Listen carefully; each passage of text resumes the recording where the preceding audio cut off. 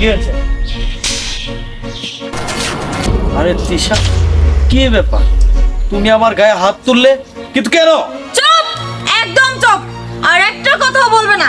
তুমি কি করেছো জানো না? না, তুমি অসহায় একটা লোকের গায়ে হাত তুলেছো। আচ্ছা বলো তো, ওই অসহায় মানুষটা কি দোষ করেছিল, কি ভুল করেছিল সে, যে তুমি এইভাবে তার উপরে অত্যাচার অবিচার করেছো? আর এখন বলছো আমি কি করেছি? আরে তুমি কার কথা বলছো? কার সাথে আমি অন্যায় করলাম বুঝিয়ে বলবে তো? ঠিক আছে, বুঝিয়ে বলছি।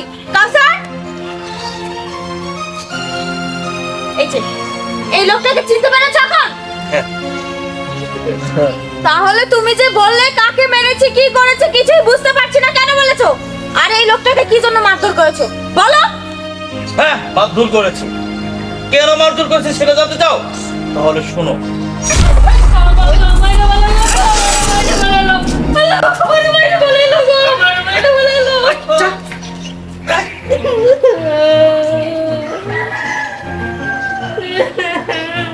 আল্লাহ করে বিচার করবো, এই বিচার করবো।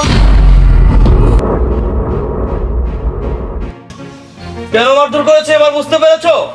ও যে অন্যায়টা করেছিল সেটা কখনো ক্ষমার যোগ্য ছিল না, সেই জন্য ওকে মেরেছে আমি। হ্যাঁ, বুঝতে পেরেছি।